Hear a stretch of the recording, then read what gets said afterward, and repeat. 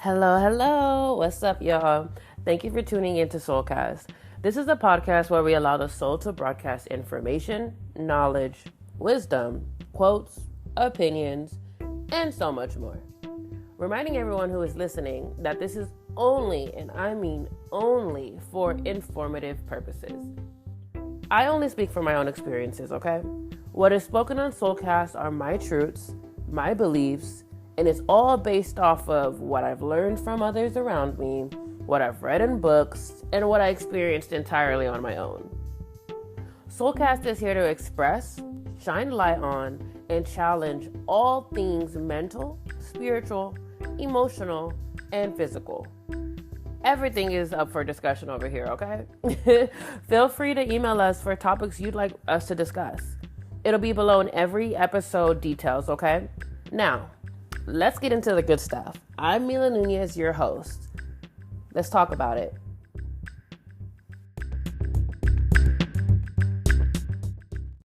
Hello, hello, everyone. Thank you for tuning in. This is Mila, your host. Today, I have a very special guest with us, and her name is Phyllis. Hi, Phyllis. How are you? Hi, I'm great. Thank you for having me here today. Of course. Thank you for coming on. How are you doing today? What's going on? How's your Ha- day? Having a good day, working hard, even though it's a weekend. The grind and business doesn't stop. Right. Okay, well, if you don't mind, go ahead and, tell us your name, where you're from, how you identify in the world, what you do, all the good stuff.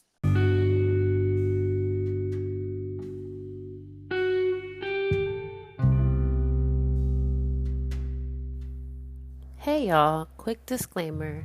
I wanted to give you this trigger warning just in case someone does get triggered or feel emotionally, mentally, spiritually, physically uncomfortable.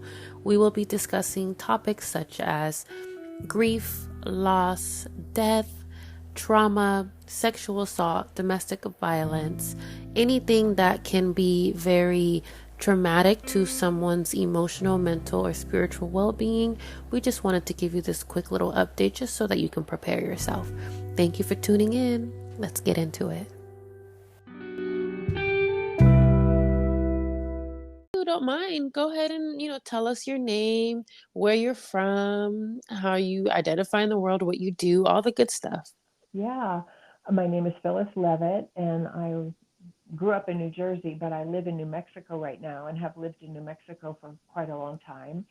And I have been a psychotherapist for over 30 years, just very recently retired from my practice. I'm Oh. also an author, and I wrote two books called A Light in the Darkness and Into the Fire that were about my own healing journey and kind of getting in touch with a very essential, connected part of myself that really gave me the guidance to help me heal, as well as doing a lot of psychotherapy myself. And then I am now working on a new book called I finished a new book called America in Therapy. It's being published by Morgan James Publishers. And it's really about bringing the healing principles of therapy to our country because I see that there's so much going on in our country that mirrors very dysfunctional and abusive family dynamics. And I wanted to put that lens on what's happening here. And of course, it's really happening all over the world in many different places. So to really look at our country through that lens of what are dysfunctional and abusive family dynamics, what are healthy family dynamics, and how we could apply some of the healing principles of the best psychotherapy to our country. Mm. So that's what I'm about today. Yes, no, and I was going to ask what brings you on, but obviously you want to shed light and share more information on all of this. So let's go into you. What's your story? What was your upbringing like? Yeah, my story is like many people's story, I think. Hmm. Um, I there was some really significant abuse in my childhood that I totally buried Hmm. and had no memory of it all. And I think it happened at least the first incidents happened very, very early in my life where I wouldn't have necessarily any memory. Hmm. Um, but the effect of that, and I just really want to say this because as a therapist and as someone who has made this journey, myself, I think we can't underestimate how painful it is to be hurt by other human beings and the lastingness Mm. of that pain if we don't get help, if we don't get a chance to remember in a safe place and go on some kind of a healing journey with safe people, that the effects are really profound. And Mm. they were profound in my life. I think I was fortunate, I think I could have been somebody who could have been an addict. I could have been lots of things. Fortunately, my body didn't like drugs or Mhm. alcohol. So, That's so, great. um, I was lucky that way because I Mm. think I could have totally easily gone in that direction Mhm. because of the level of pain that I carried that I didn't understand and really just felt like there was something wrong with me, Yeah. and that I was trying to hide. So, long story short, I did the best I could. I was a child of the '60s. I never was really a hippie or into any of the drugs, as I said, because Mhm. I didn't want that. But I really got into the whole spirituality of the '60s, and that was wonderful in certain ways, but it didn't heal me. Mm. And I ended up in therapy. And so, I did a lot of therapy, and it really changed my life to start to understand and start to remember what Yeah. had really put this sort of dark shadow on my life, and that it wasn't a flaw in myself. It was something that happened to me that conditioned me in a way that was really unfortunate. And then I realized there's millions of people like me out there, like Yeah. who have no access to help, who are hurt in their homes, who are hurt in their communities, who are hurt by their governments, who are stuck in wars and poverty and discrimination and all kinds of persecution, who have no access to any kind of help or rescue. And it opened my heart to feeling like we live in a world of people that many of whom are suffering massive PTSD Mm. and are a mystery to themselves, just the way I was. Right. Um, and maybe out of control with some of their reactions, the way that I was. Mhm. And and then I began to see what I said in the beginning, that many of the dynamics in communities and countries are very much like the dynamics of dysfunctional and abusive families, and I really wanted to make a contribution on that level, and that's why I wrote my recent book. So that's it in a nutshell. Man, I can totally relate. Everything that you said kind of really just struck a chord because yes, you start to realize that there are people out there who've experienced again, maybe not the same, but very similar and traumatic Mhm. stress that they don't know how to shift and move within the body, let alone our Right. minds in it, in our core, you know? So I Totally. I completely resonate with you when you say that because I too have experienced trauma, and piggybacking off what you said, where like there's nothing actually wrong with me. Something happened to me, and the way that I moved was based off of that. That's However, right.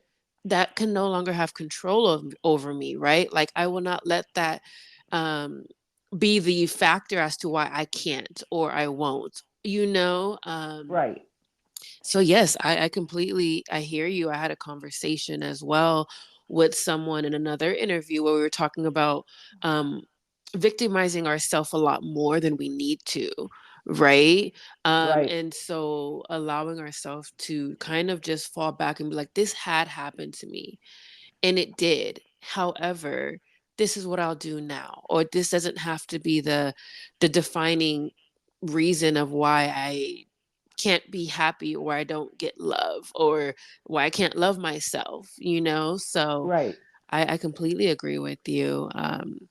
Yeah, so you said that you are in psychotherapy. Where did you go for schooling? How does your education background look?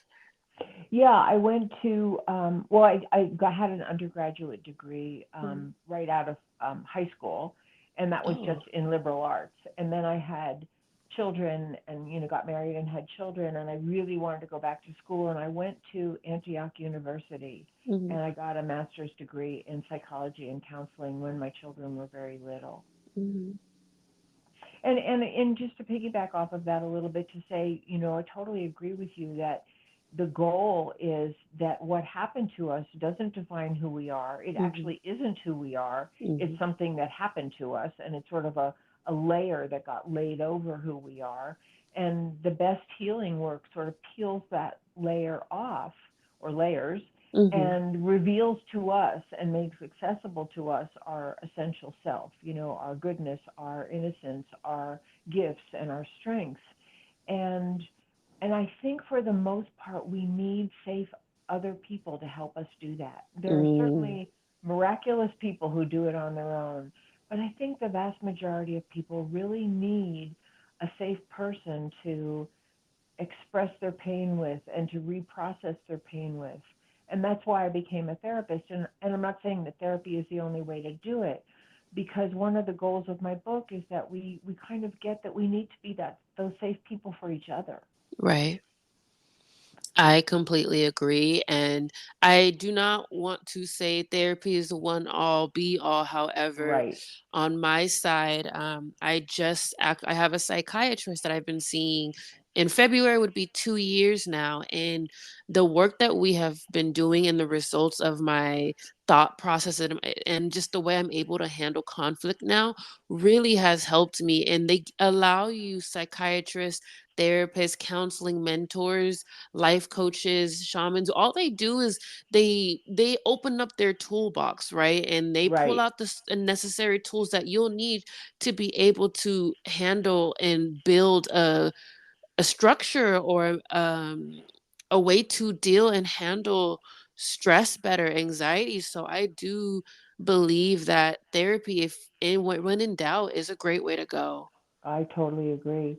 I totally agree with that. And I think that um, one of the basic underlying reasons why that's so is because for the vast majority of people, what they suffer is something that happened to them with unsafe human beings. Hmm. People who either hurt them or ignored them or didn't meet their basic, fundamental human needs in some way, or violated them or whatever. And that because we're hurt by others, we need to heal with others. It's not a solo journey. Our Right. whole life is based on relationship, right? In Hmm. some way, relationship with our family, with our friends, with our employers, with our state, with our government, with the world. Right. Um, so I think that healing relationship is critical for most people. And like I said, there are some miraculous people who just rise out of the ashes on their own, or they forge an amazing relationship with nature or with animals or with art and creativity. And all of those things are valuable and helpful in the process. But I think bottom line is we need each other. Hmm.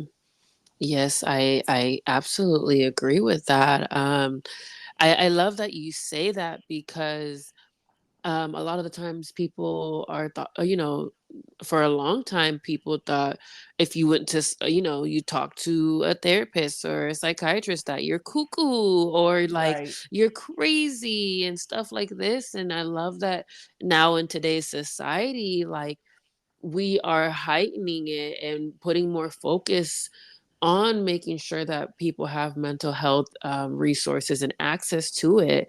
So, with that, like, what are your views on the mental health in today's society now? Well, I have lots of views, and the Mhm, big overarching picture that I would say is that as a society, and I'll just talk about America, but mhm, I think we both know that a lot of what I'm going to say applies to many different countries and groups of people all over the world. But mhm, as a society, our mental health is suffering mhm, because first of all, I know from my own experience and from being a therapist with hundreds of people over the years that abuse and neglect is rampant in the American family. mhm, People are stretched to the limit. They're pressured. They have to work multiple jobs. They're not available for their children often. This isn't mhm, everyone, but often not available for their children, bringing their stress home, not having adequate role models of healthy family dynamics in their own lives.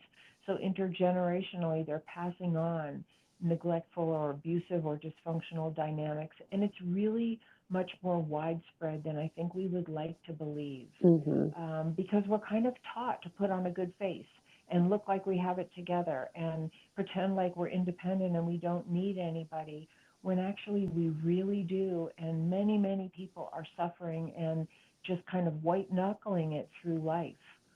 Um, So I feel like the mental health crisis is very big in our country, and I think one of the pieces of evidence of that, which I'm certainly not alone in saying this, is that we have many people in positions of power who are abusive, who are Mm-hmm. neglectful of the population, who are discriminatory, who withhold resources, who blame and criticize people rather than looking at the causes of the dysfunction that we have as a society.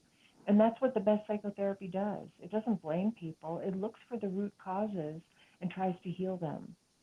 Um, so I think our mental health is really our biggest problem in this Mm-hmm. country. I think it's behind the mass shootings. I think it's behind the gap in the 1% and the dwindling middle class and the high level of poverty in our country. Mm-hmm. Um, yeah. So I think because this is the way I say it that I think is very easy for people to understand. In a family, if you had two parents who only fed one child and didn't feed the other, if they only took one child to the doctor when they were injured, but they didn't help the other child get well, if they hated one child because of the color of their skin was darker and they liked the child with the lighter skin, we would say this was a very dysfunctional, abusive, neglectful family that was in desperate need of help because Mm-hmm. those children were going to suffer, right? Yeah. All of them are going to suffer. Right. and and yet as a country, and I call us the family of America, Mm-hmm. as a country we allow that kind of behavior. We allow certain people to be fed and others not. We allow certain people to have the resources that they need to be well or be educated or to get good housing, and we don't care about that for others. And so as a family, we are not healthy in this country. And that has a lot to do with the people who are in charge and has a lot to do with the grassroots, mental health of the average family, but not from a point of view of blame. And that's the whole reason why I think psychotherapy and psychology have so much to offer, because psychology and psychotherapy are not interested in blame. It's Mm-hmm. interested in healing. It's interested in having people sit down at the table and talk and understand each other and learn how to control their most aggressive or abusive impulses and get to the root of why they would behave that way in the first place so that they can have more satisfying human relations. Mm-hmm. Does that make sense?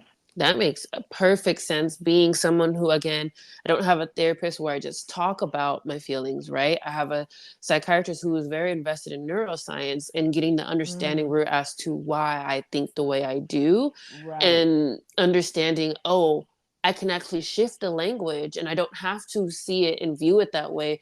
I don't have to blame that person who made me a victim. I can just shift it and move it and just say, hey, this happened to me. It's no longer happening to me. right, And now I can release and let go of that tension, right? That we hold on to, that hatred that we may have created in right, our bodies, right. So I 100% think that makes sense. Yeah. And, just to go off of one thing that you just said, it's no longer Mm-hmm. happening to you and it's no longer happening to me, but it is happening to thousands and thousands of people. And Mm-hmm. as participants in the family of America, I believe, and I say this not with blame, but with Mm-hmm. like hopefully with inspiration, that Right. we all have a responsibility to change the dynamics of the family of America. Does that Mm-hmm. mean I can stop what's happening in another state when somebody goes into a store and shoots people? No. No. But I can be a safer person in my own life.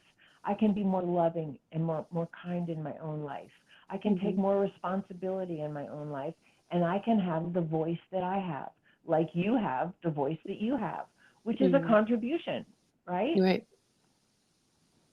Right, right. I completely agree with that. I love that you take off the focus of like, yes, that's not happening to us anymore, but there are people out there that it's currently happening to. So how do we continue to be there and support the masses, right? Right. Let's talk about that. I did see some key points with you where you're talking about having a new take on victims and perpetrators, like, the things that we must know. What do you mean by that? Oh, absolutely. I'm so glad you brought that up because it's such a important part of what I wrote in my book, America in Therapy. It's, one of many important parts, but let me say a little bit about that, because I think we have grown up, I have anyway, and I think we still live in a paradigm of just right and wrong, good and bad. There are good people and there are bad people. Right. And what we know as psychotherapists is no one is born a murderer. No one is Right. born a rapist. No one is born someone who exploits, the elderly or robs a bank. We're not born that way. We have certain conditioning that will, and we also are born with a nature, there's Right. nature and nurture. But even a person who's born, let's just say, with a more aggressive nature can be taught to control themselves, can Right. be taught to refrain from their worst impulses. And we all have some impulses that aren't so good if we're really honest, right? 100%. Right. I mean, we're all in that category more or less. So there are no born bad people. We're all born just innocent little babies. And it's our conditioning that sets people up for the worst behaviors that we see in society, even for the worst leadership that we see in society. Um, and so what I think the new paradigm is not that there's good and evil people. There's all good people. And some of us have been conditioned to be highly dysfunctional and destructive and abusive and even murderous. But those people are victims just as much as the person who's victimized. Let's say they're physically assaulted or they're raped or they're starved or whatever happens to them, and they become more passive and more withdrawn and maybe more of a people pleaser or more of a workaholic, and that's the way that they've adapted to the abuse and neglect. Some people adapt to abuse and neglect by we call this in the world of psychology identifying with the aggressor. They become like the abuser because their own vulnerability is so frightening to them that the only way that they can feel safe is to feel over empowered like the aggressor was. So they have to be the top dog. But they're both victims. The person who's helpless and the person who identifies with the aggressor are both victims. And we don't get that in our society. And that's one of the reasons why we have the horrible criminal justice system that we have, because it's not invested in rehabilitation. It's not invested in getting to the root cause of why somebody stole that money from the store or beat their child or did whatever they did. It's invested in making them a bad person that we can lock up and then exploit. And that is perpetuating the abuse dynamic.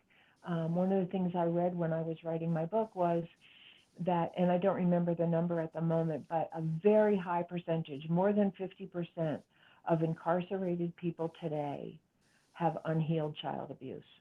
And so they're just being abused again by the system. And it's tragic. Yeah.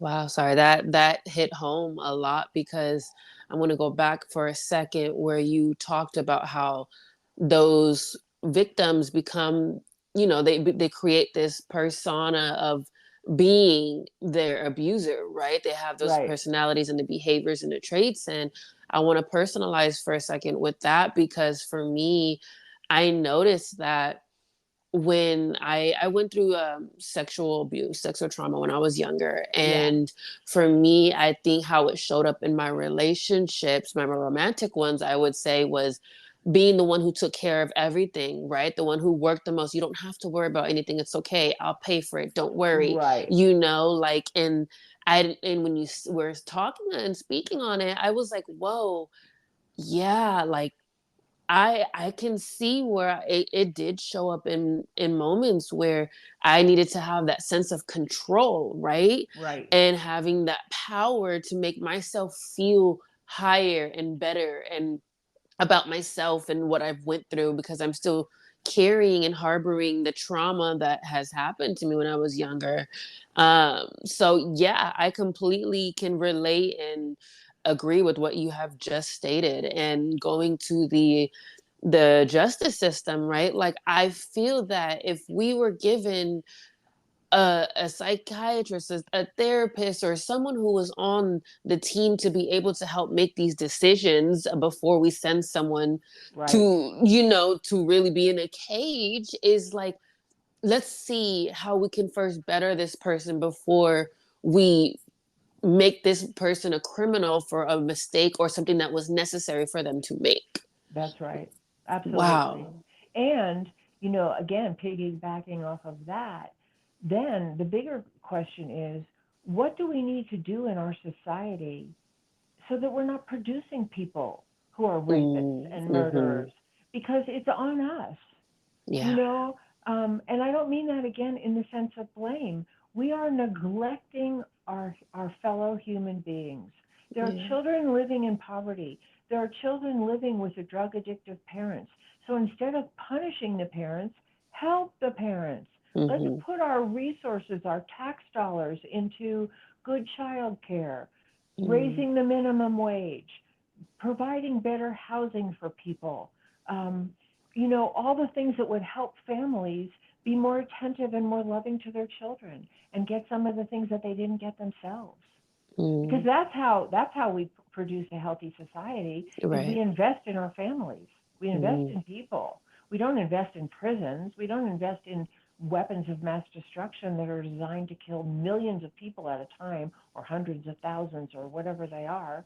I mean, these are the things like if we had a family investing in AK-47s and they weren't feeding their children, but they were buying guns, we'd say they were disturbed. Mm-hmm.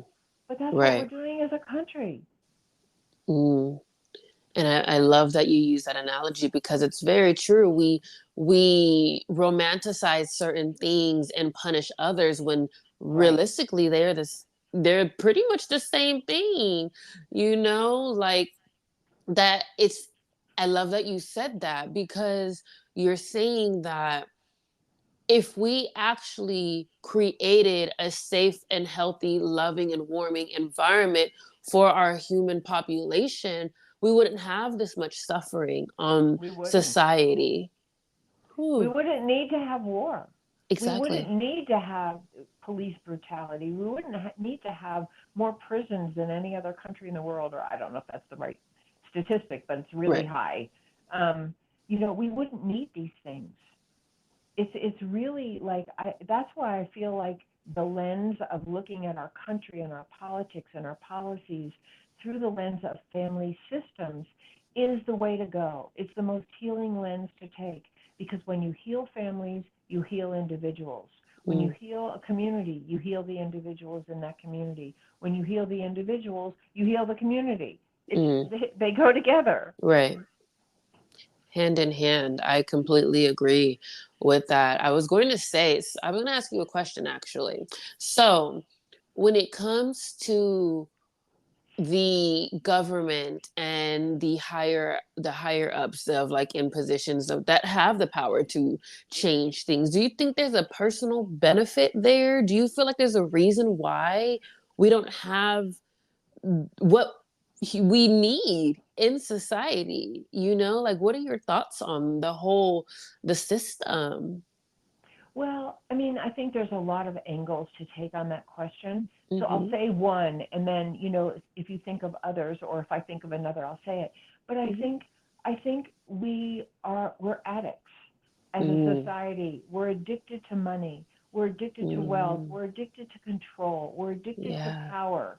And it's almost like when people get caught in that addictive cycle, they can't get out. It's never enough. It's never enough money. It's never enough sex. It's never enough power. It's never enough control. It's never enough Mm, acquisition of land or resources or whatever it is. And and how do we get that way? Again, I think it comes back to our family dynamics because mm, healthy families don't produce people that are just totally addicted. They right. don't. And they address it in a healthy way if they have an addict in their mix. Like, not like you're a horrible person and you should be shamed and blamed, but you need help. Mm, And we don't have that in our society for so people who become, let's just say, I'll say it this way, and there's many ways to say what I'm saying, so don't mhm. nothing I say is like the absolute truth. Right. Um, But if you have someone who comes out of an abusive home and they've identified with the aggressor and they become the bully on the playground, and then they enroll other disempowered children to support them on the playground, and or they join a gang because that's how they feel powerful, that's how they get Mm-hmm. a sense of belonging, and then they run for office. They take those dynamics with them, and they don't have a feeling for the pain they inflict on other people because they're just surviving in their own, distorted way by being in complete control. Now, that's a stretch, but I Mm-hmm. think psychologically it has truth in it, that we have to understand that people who misuse power and are addicted to it and keep hurting other people with the power that they have are disturbed individuals Mm-hmm. that need help, that need to be stopped. And obviously, one of the first ways that you help an individual like that is you stop them. If a kid is carrying a gun, you take the gun away, right? Right. Then you get them help. You get them help while they're holding the gun, right? Right. I have a question then. So when talking about, growing up in a dysfunctional family or facing trauma or the root causes of things, I want to go even deeper for a second about like inheriting traits by parents. Like, do you believe that that is something that can also be passed down for like, they used to say addiction and like Yeah, all these behaviors? Like, what's your take on that view? yeah, yeah. And I'm not a scientist, so Mm-hmm. but I will tell you this: that I do think that there are inherited biochemical tendencies. There are inherited traits. Um, and I think it's been shown that, for instance, the diagnosis of bipolar can be inherited and that it can run in families. And there's definitely a biochemical component to that diagnosis. Um, so yes, I think that there are tendencies that are passed down, but it's hard. It's sometimes hard to distinguish what might be technically inherited and what is so profoundly role modeled Mm-hmm. that the child role models themselves on that behavior. Right. If they learned in their family that you cope with stress by drinking, does it mean they're biochemically prone to drinking, or does it mean that they just learned how to do that from the addict in their family? You Mm, know. So I right. think there's a big overlap, and I Right. think I think what we need to know, I think what we need to have, number one, is compassion. Mm-hmm. That everyone, and this is hard for a lot of us it's hard for me when I hear of like a mass shooting and children got killed in their classroom. It's hard for me to have that compassion that the shooter is a terribly in pain person, Mm, but they are, because no one does that kind of thing if they're in touch with their own humanity.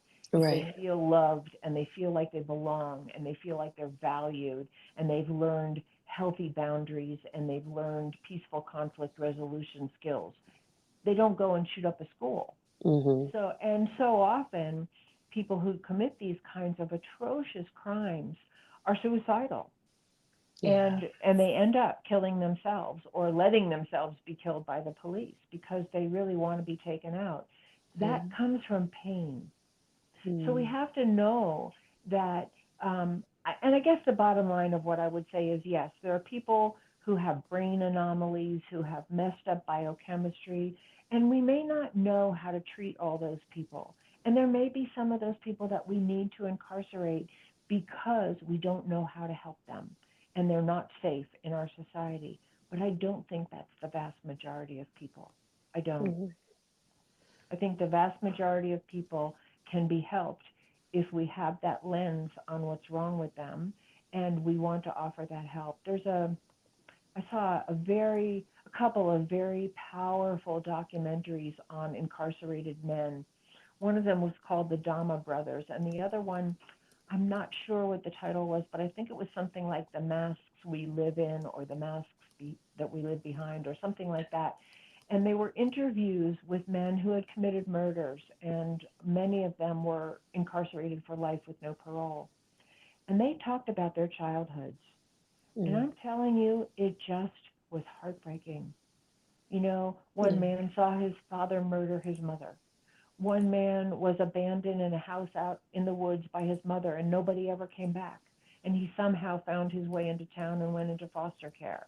You know, Wow. atrocious stories of mistreatment and abandonment and abuse and neglect um, that could be helped. Yeah. They weren't bad people. They were innocent little children who had horrible, traumatic lives with no help. Yes. I want to take a moment for that just because to be able to have someone who is very passionate and loving and very serious about these topics at hand, it warms my heart, Yep, and it touches me too because it's like I not to turn it on me for a second, but it feels so good to know that there are other people who care that that's right. deeply, that like it pains them and it hurts them to know that this person went through that and they're having to suffer through this now because no one told them that they are worthy and they are loved and they are okay. That's right. That's totally right. So whew, I think the greatest gift we can give another person is to see them as a valuable, lovable, worthwhile human being. To mm, really see another person, um, because so many of the most injured among us never got that. They don't yeah. have that kind of mirroring where they walk into the room and someone lights up because they're so delighted to see them. Mm, There are thousands and millions of people who don't have that today. yeah. I've worked with people who never heard anyone say, I love you, Mm, ever, or see them for, I'll quote this because I love this quote. There's a man named Brian Stevenson, and I believe he's very well known for his work with getting people who are wrongfully incarcerated out of jail, mm-hmm, people who have been set up or just they picked up somebody on the street and they didn't care whether they were innocent or guilty, mm, and so his work is helping people who are innocent get out of jail. But he made this statement that I will never forget, because he says this to people all the time, and whether you're incarcerated or not for something you actually did. He said, no one is the worst thing they've ever done. mm, And that's really true. And it's really true. There is an innocent, lovable, valuable human being inside every one of us that didn't get what it needed often. mm, And so to see another human being, and if you've had that experience, I remember very distinctly the first time I actually felt seen by another human being, and I was in my early 20s. And um, and it was an experience like no other. And it was part of my healing. It wasn't the mm, whole thing, but that's what a good therapist does. right. That's what a good friend does. That's what a good parent does. It sees the inherent beauty in their child, their friend, their partner, in another human being.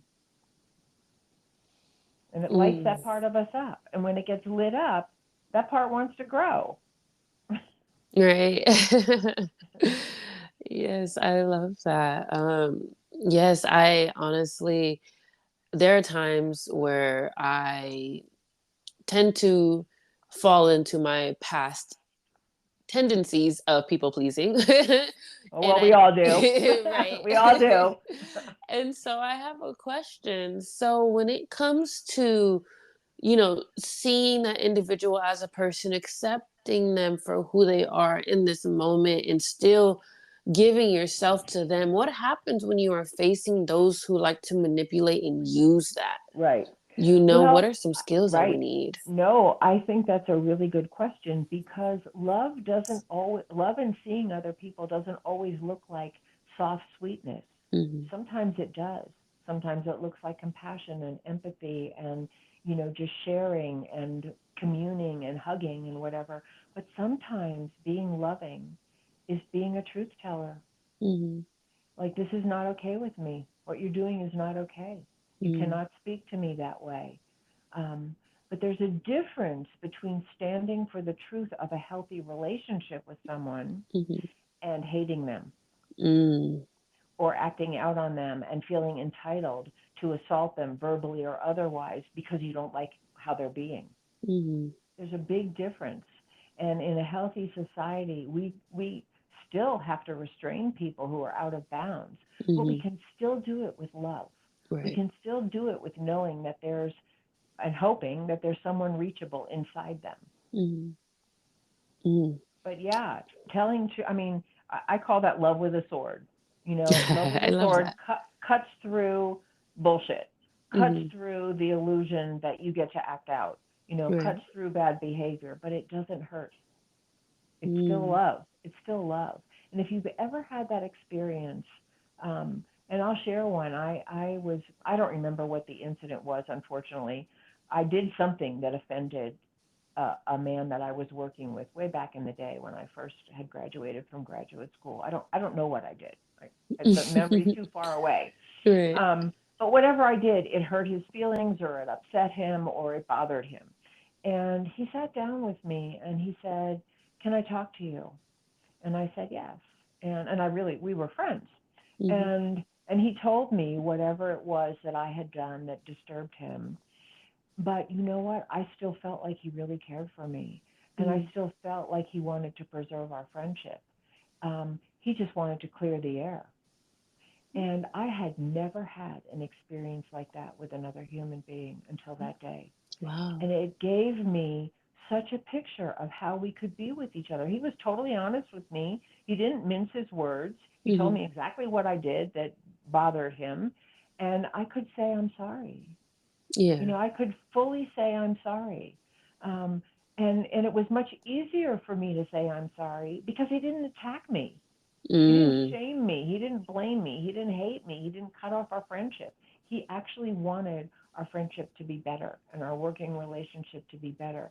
And this is a whole new model of conflict resolution that we don't see modeled in our government at all. We have people going at each other's throats. Yeah. And this is what our young people see as what you do when you don't like what somebody else says, or you're hurt by them, or you disagree. And this is Mm. terrible model for mental Right. health. Yeah, I completely agree with that. Just listening to you and kind of going back in times where in moments where I didn't have those conversations with someone, right? And what it led to. We can Right. always solve problems. We can always find a solution if we allow ourselves to. And not take offense, right? And not personalize certain things. All of us are Right. guilty of that, of course. um Or even if we do, even if we take offense, because we're human, even if mhm, our feelings are hurt, even if we're angry, even if we want to say something mean, we learn how to restrain that mhm. because our goal is to reconnect and heal the relationship, not to one up. Right. And that's a huge paradigm shift that I feel like our country really needs to go through. That, I would love to see there be trained facilitators in Congress having people sit down and listen to each other with respect and restrain their most violent verbal impulses and actually listen the way they want to be heard because we all want to be heard, but we don't know how to listen. That is absolutely right. So, what are some ways that you can give the audience and our listeners kind of ways to learn how to listen, do active listening? Give us some skills and some, at least some tools so people can walk away with today. Yeah, I mean, and these are things you probably want to do, practice Hmm. and have somebody guide you with. But I'll name them because I talk about them also in my book about what I would like to see us learn as individuals and what I would like to see us role model Hmm. in positions of great power and influence. And, the first one we just talked about, and that's restraint. Come to the table, sit down, and restrain your most reactive impulses. And I've had people in my office who have gotten up and walked out because they're so angry at their partner and they can't restrain it, you know? Mm. And I say to them, come back when you're ready to listen. Because if you're just going to act out, nothing is going to happen here different from what brought you here, which is you were fighting. right? Right. So restraint is enormous. We cannot heal if we feel threatened by other people or we feel assaulted by other people because we're Right. just going to do whatever we do to feel safe, which is Mm-hmm. some of our defenses, right? Right. So restraint is number one. Learn to tolerate distress tolerance. Learn to tolerate the distress of when you're angry at someone, or you feel hurt by someone, that you just don't act out. You can still have the feeling, Mm-hmm. just don't project it as violence toward the other person. The second thing is look at myself, you know, and my friend that day that I just shared that experience with made it easy for me. I Mm-hmm. didn't feel defensive because I didn't feel attacked. So I could look at whatever it was I had done and say, yeah, I'm sorry. I did do that. Maybe I didn't mean to. Maybe I didn't know I did it. Doesn't matter. Maybe I Mm-hmm. did. But I could say I'm sorry because I could reflect on myself and see his point of view. Okay? Because Mm-hmm. we usually, unless someone comes up and just assaults you and you Right. didn't do anything, most of us in our most troubled intimate relations have some part that we play that we could learn to play differently. And I don't mean that as blame. I Mm-hmm. mean that we could learn to do it differently. We could learn Right. to listen better, right? Right. Or whatever it is.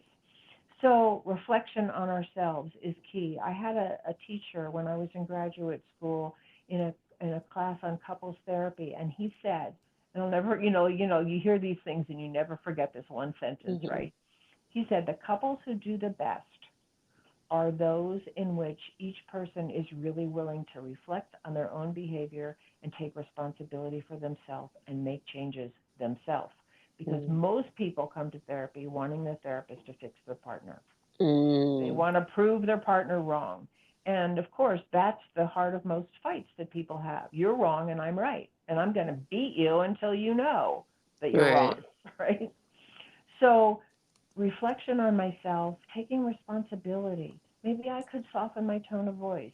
Maybe I could have used I statements instead of you statements. And I statements are a big one Mm-hmm. because I statements are much less blaming than you statements. You did this, you did that. People get defensive when they hear that. Right. And there's a place for but Mm-hmm. it's more like, I'm upset with you because you didn't call me when you said you would, is Right. very different than you never call me when you say you will, Right. or you're a bad person because you did blah, blah.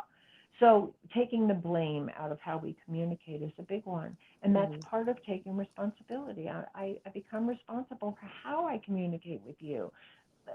So often it's not even the words we say, it's our tone of voice, it's the Right. facial expression, it's our body posture. If I say, I hear you, but I'm looking up at the ceiling and I'm rolling my eyes, how heard is the other person? Mm-hmm. They're not going to feel heard. They're going to Right. feel just, diminished.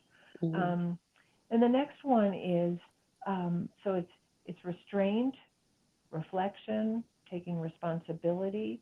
And I call the fourth one rehabilitation, but really what I mean is rehabilitating ourselves. It's like, okay, so I see this about myself. I want to take responsibility for the fact that I yelled at you when I was mad. Right. And so I have to change my behavior. I have to rehabilitate myself and talk in a different tone of voice. Mm-hmm. So it's making amends. I'm sorry I yelled at you. I'm going to really try not to raise my voice when I'm upset. I'm going to tell you that I'm upset. I'm going to tell you why I'm upset, but I'm not going to scream at you. Mm-hmm. And the next one is that we make some kind of, I call this reconciliation. We make some kind of agreement. I will agree to do this differently, and I'm asking you to do this differently. We make some kind of agreement where we can, whether it's a compromise or, and we know all these things from our own relationships when they work. And that is like, if I've really heard you deeply, because you want to be heard just like I do. Right. You think you're right. I think I'm right. Instead of being in a tug of war, could I actually hear your point of view the way I want you to hear mine? I'm telling you, this is the most difficult thing for human beings to do. I really think it's really hard. I will say I'm so invested in being right with my husband. It's really hard for me to hear his point of view. But we love each other. and we want to reconnect. And so we just keep stretching to do that. Or we let it go. We just let it go and we come back to loving each other. Because, half of the time our arguments are over something ridiculous. Mm-hmm. Right? Yes. Right? So, and I 100%. could be so right about it forever, Right. or I could hear him and he could hear me, and we could come back to a place of love. And that's the last one. That the goal of, reparative communication, reparative relationship, is that we reconnect. We come back to love, which is what we all want, and it's what makes us feel safe. It's what makes us feel cared for. It's what makes us feel that we belong. So those are the elements, and these are sort of the tip of the iceberg. There Right. are things that are much deeper that are underneath, that I really try to go into in what I talk about in my book, Mm-hmm. but they're a little harder to probably go into in the time that we have together. Yes. But these are good skills to practice. I 100% agree. I did have a question that popped up when you were talking about rehabilitation and rehabilitating like ourselves, right? Right. For those who are listening who are in relationships or that are probably more unhealthy and more on the toxic side, what is the like limit or the line of where you're taking on too much responsibility? Yeah. Well, I think what one of the dances that we do in relationship, because for many people who stay in relationships that aren't working well for them, or that border on being really dysfunctional or abusive in some way, whether it's Mm-hmm. emotional or verbal or whatever, um, are really afraid to leave. And so Mm-hmm. they feel stuck because they want to work it out. They hope it'll work out, but it's not working out. And so part of the problem is their own inability to draw a line and say, this has to stop or I'm out of here. Mm-hmm. And again, you don't always say that. A person has to decide if they're at that place for Right. themselves. I was married once before my present husband, and there were behaviors and things that my husband did that were really intolerable to me. I'm speaking Mm-hmm. about myself. Mm-hmm. I was afraid to leave. I had 3 little children. I didn't know how I was going to make it on my own. Mm-hmm. But I knew the relationship was unhealthy. Mm-hmm. And I did everything that I knew how to do at the time. I didn't have some of the skills I have now. I'm a lot older, a lot Mm-hmm. more experience. I did the best I could. I Mm-hmm. got us to therapy. It didn't help. It didn't Mm-hmm. change. And so at a certain point, I reached a point, and this is very individual for each person. There's Mm-hmm. nobody can tell you where this is, where trying was no longer healthy. Does that Mm. make sense? Like, Yes. because really what I was doing was prolonging the agony of leaving Mm. because there was no evidence that anything was going to change significantly, even with the help that we got. Mm. And part of it was me. Right. I'm not saying that it was all my ex-husband. Part of it was me. I was in the category of people who were more passive Mm-hmm. and more easily controlled, and he was dominating. Mm-hmm. So, I had to find my strength. How I found my strength was at some point to say this is really unhealthy for me, Mm-hmm. and I left. But let me tie this in because I think it's really important. Of course. Of course. I was not able to do that until I started working on my own abuse. Mm. It was my own healing that enabled me to have the power to leave. And I remember the moment. I remember the moment. I started to remember what happened to me, the abuse that I had as a child, and something rose up in me and said, I will never be abused again. And I Right. was able to leave. But until that moment, until I had done that work, until I had found the safety to process what had happened to me, I was stuck in the victim position. Mm. And so I cannot say it loudly enough. If you're afraid to leave, if you can't leave, if you can't and you can't find the means to healing, or you don't have a partner who's willing, get your own help. Right. It's not a shameful thing if you are stuck in a relationship that feels unhealthy or toxic for you, you're stuck there for a reason that's not your fault, and you deserve help. Whew, do you guys hear this? So what I want to add on to that is that the key points that she just gave us is is important with what I'm about to say. This also pertains to ourself, right? Having the restraint and fighting the impulses and the reactions when we're dealing with the healing of ourselves, right? Right, Looking at ourselves and seeing our actions and taking responsibility for what we do, how we choose to view a situation, how we choose to love ourselves or abuse ourselves, right? right, Take right. responsibility and then remember to take out blame for That's right. ourselves, right? Like this also doesn't just pertain to the relationship with others, but it also pertains to the relationship to yourself. Right. And totally. And you know what? I just want to say these things, sort of slide off my tongue so easily because I'm so familiar with them and I've worked with these principles for so many years. Mm-hmm. But I really want to stress that they're hard to embody. Mm, It takes great strength. It yeah. takes a lot of practice, and none of us are perfect at it. It's Mm-mm. two steps forward, one step back. Oh, We yes. do it great in one interaction, and the next interaction we find ourselves totally triggered, and we're back where we were when we were 10 or whatever. And And you you know know that's what? funny because sometimes I will laugh at myself. I was like, you know what, Mila? Like, you could have restrained yourself and didn't have to respond or say that. You didn't Right, have to. right, So it right. takes time, right? Years. It took Mhm. me years to like get to where I'm at now. And I know that's going to take years to, get where I'm going to be in the future. But right now, sometimes like I find it funny because I'll tell people, man, old Mila, she would have said something or she would have went off or Right, she would have been really right, reactive, but right. now I know better, or sometimes we don't and it's Right. Sometimes we okay. don't. That's right. It's okay. And especially if we have the awareness to like not then hate ourselves because Mm-hmm. we didn't do it right in that moment, Right. but like, okay, I see it and now I have the opportunity to do it differently. I mean, my Mm-hmm. husband and I do that with each other all the time now. You know, we'll have a little, irritation in our voice and we'll be really quick to say, "I'm sorry, I didn't mean to come off as irritated. I'm stressed about blah blah or whatever." And then we're right back there together, you know, Mm. um, because we're just human. Nobody is going to be like a saint, and Right. I don't think that's the goal.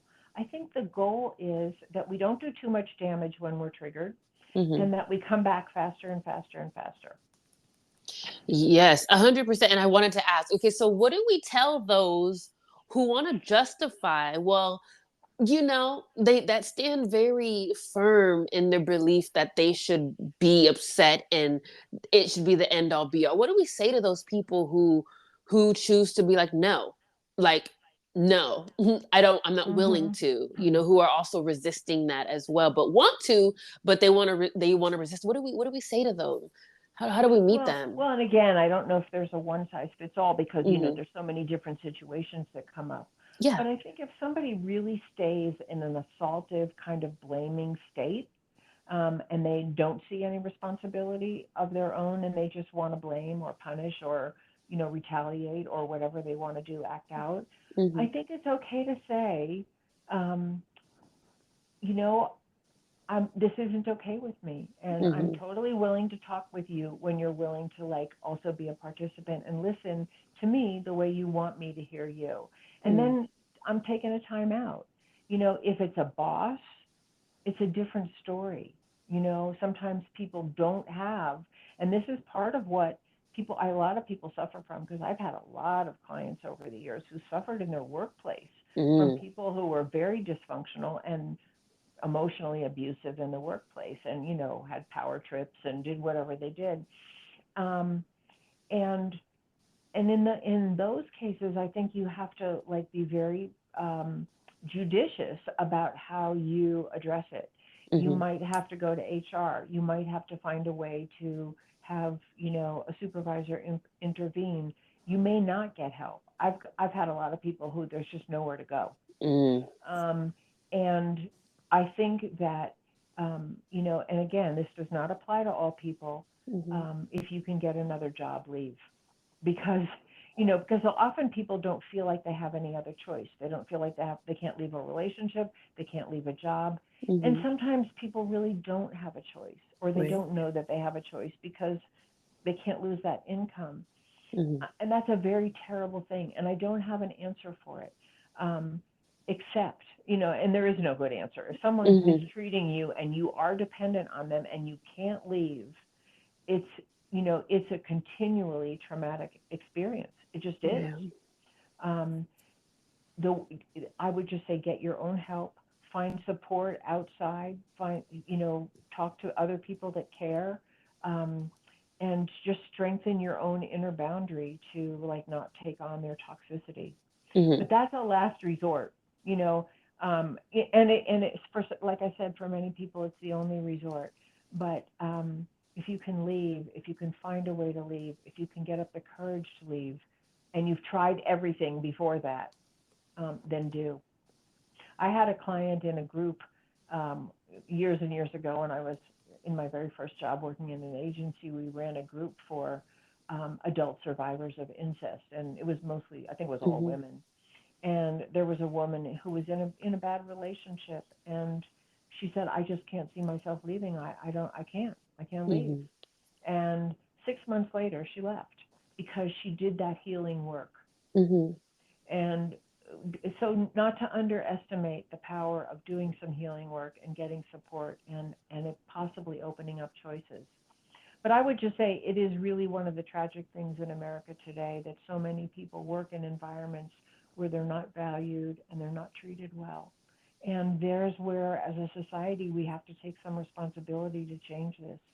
Yes. Oh, I really appreciate our conversation and just how we there's a lot of information flowing out in this episode, and I love it, to be able to speak with someone who is has been in this field for as long as you have and has their own personal story and insight, wisdom, knowledge, advice, all of that, to be able Yeah, to give to our listeners and the generations to come, and those who are willing and open and ready to listen and learn and grow and heal. Like, the word heal, you guys, it's not hoodoo voodoo, it's not spiritual work, right. it's not a one size fits all. It's so many different ways and so many Right. forms and services that are out there to help you heal and grow and release and let go and love yourself again. um Phyllis, is there any other, like, resources or information, words of encouragement for those listening? Yeah, I mean, well, I guess what I want to say is whoever is listening out there, if any of this resonates with you, find, someone to talk to if you don't have one, someone know that you're worthy. Know that the worst thing that ever happened to you is not who you are. And I would say that to clients all the time, because so many people have identified with the abuse that they've suffered or the neglect that they've suffered, and they just really feel like they're a less than human being.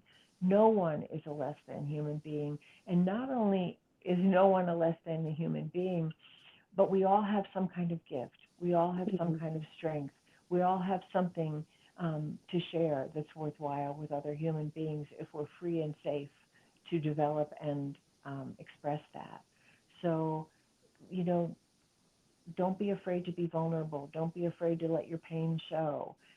It's not a sign of weakness. It's not a sign of failure. It's a sign that you're a human being.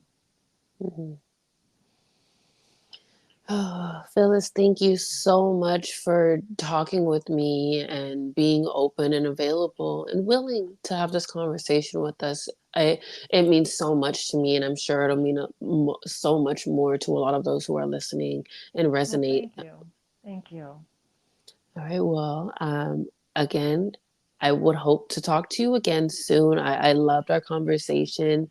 We'll talk more about, the future books that you're also going to release as well. I'm excited to Right. link all that stuff in the bio so that everybody can have access to it.